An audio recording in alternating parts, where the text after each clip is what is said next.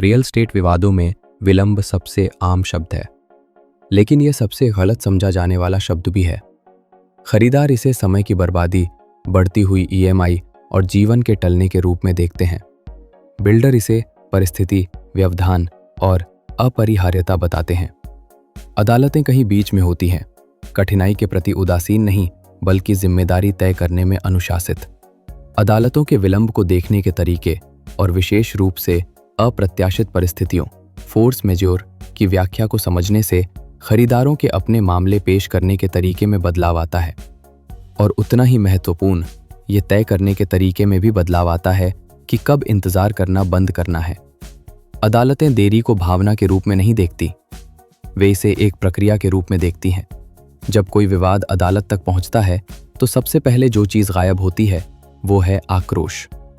न्यायाधीश पीड़ा से अप्रभावित नहीं होते, लेकिन वे शोर शराबे से अप्रभावित रहते हैं। उसकी जगह घटनाक्रम ले लेता है। क्या वादा किया गया था, कब वादा किया गया था, वास्तव में क्या हुआ, क्यों हुआ, और क्या दी गई व्याख्या कानून द्वारा अनुमत सीमित दायरे में आती है। यहीं पर अप्रत्याशित घटना का मुद्दा उठता है, और यहीं पर कई खरीदारों को लगता है कि उनके पैरों तले से जमीन खिसक रही है। अप्रत्याशित घटना, फोर्स मेजोर, एक अटल सत्य प्रतीत होता है।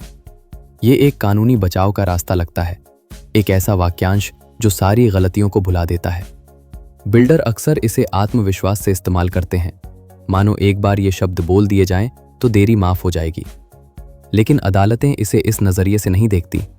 उनके लिए अप्रत्याशित घटना, फोर्स मेजोर, सिर्फ एक नारा नहीं है, ये एक परीक्षा है, और वो भी एक सख्त परीक्षा।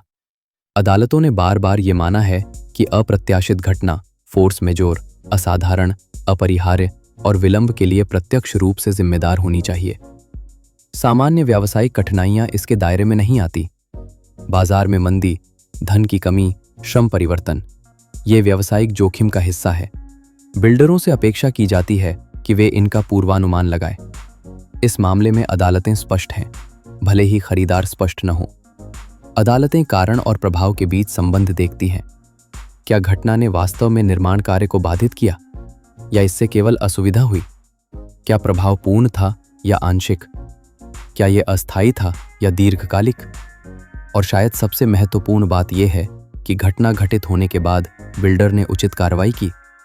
ये आखिरी सवाल ज्यादातर खरीदारों की सोच से कहीं ज्यादा महत्वपूर्ण है।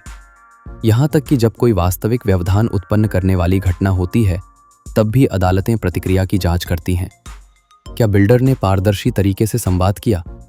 क्या उन्होंने समय सीमा में औपचारिक रूप से बदलाव किया? क्या स्थिति सुधरने पर उन्होंने तुरंत काम फिर से शुरू किया?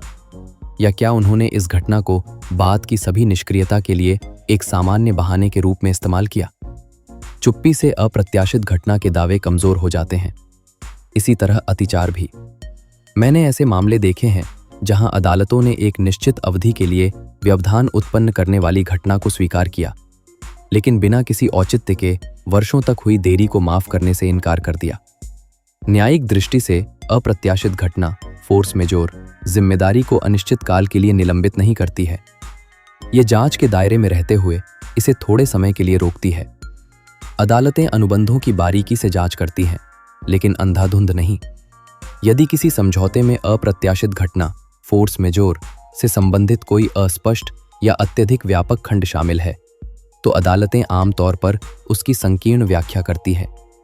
वे ऐसे खंडों से सावधान रहती हैं जो किसी एक पक्ष को पूरी तरह से दोष मुक्त करने का प्रयास करते हैं।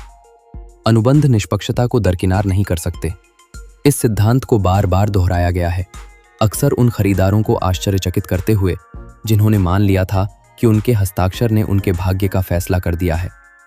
न्यायालयों द्वारा विचार किया जाने वाला एक अन्य महत्वपूर्ण पहलू आनुपातिकता है।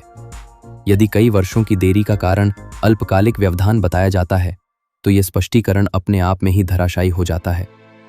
न्यायालय समय सीमा में उचित समायोजन की अपेक्षा करते हैं, न कि उसे अनिश्चित काल तक बढ़ाने की। वे समझते हैं कि परियोजनाएं जटिल होती हैं। वे इस जटिलता को निष्क्रियता का बहाना नहीं मानते। खरीदारों को अक्सर आश्चर्य होता है कि अदालतें देरी के मामलों में खरीदार के व्यवहार की भी जांच करती हैं। दोषारोपण के लिए न्यायालय भी उपचारों के संबंध में सतर्क रहते हैं। परियोजना के पूरा होने के करीब होने और संपत्ति पर कब्जा मिलने की वास्तविक संभावना होने पर वे आसानी से धन वापसी का आदेश नहीं देते। इसके विपरीत अनिश्चितता की स्थिति में वे खरीदारों को प्रतीक्षा करने के लिए बाध्य करने से भी हिचकिचाते हैं।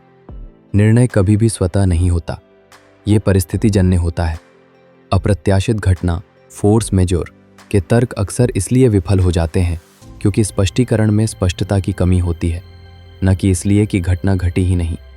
निर्माणकर्ता सामान्य बातें करते हैं, न्यायालय विशिष्ट जानकारी मांगते हैं। तारीखें, सबूत, पत्राचार, प्रभाव आकलन, इनके बिना अप्रत्याशित घटना फोर्स मेजोर एक महत्वहीन शब्द बनकर रह जाता है। खरीदारों के लिए यह न्यायिक दृष्टिकोण आश्वासन और जिम्मेदारी दोनों प्रदान करता है।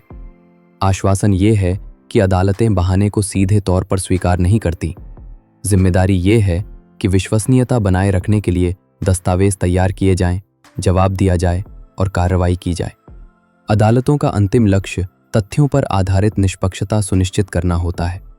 उनका उद्देश्य किसी एक पक्ष को बचाकर दूसरे पक्ष का हित जीतना नहीं है।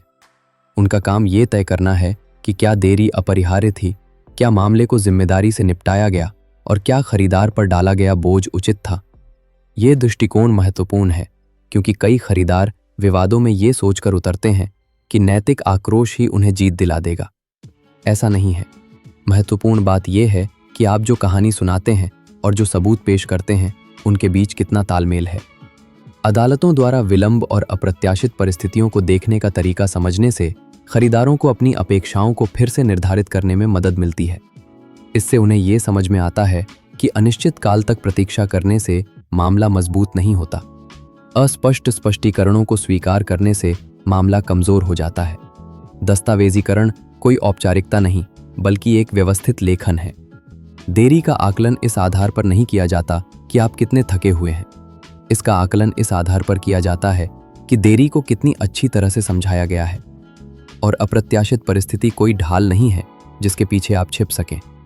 ये एक संकरा पुल है जिसे आपको सावधानीपूर्वक सबूतों के साथ पार करना होगा। जब खरीदार ये बात समझ जाते हैं तो वे अदालतों से डरना बंद कर देते हैं।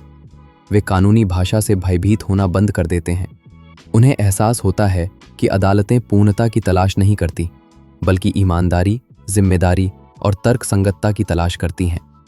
उस समझ में एक शांत आत्मविश्वास निहित है और देरी से उत्पन्न विवादों में आत्मविश्वास अक्सर खरीदार के लिए सबसे शक्तिशाली चीज होती है।